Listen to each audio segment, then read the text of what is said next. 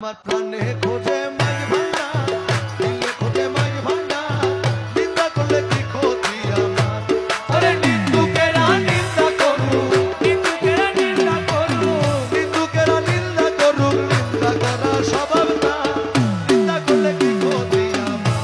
আমার প্রাণে খোঁজে মাঝ ভান্ডার, দিলে খোঁজে মাঝ ভান্ডার, নিন্দা করলে কি ক্ষতি আমার? কিসে হারাম হলো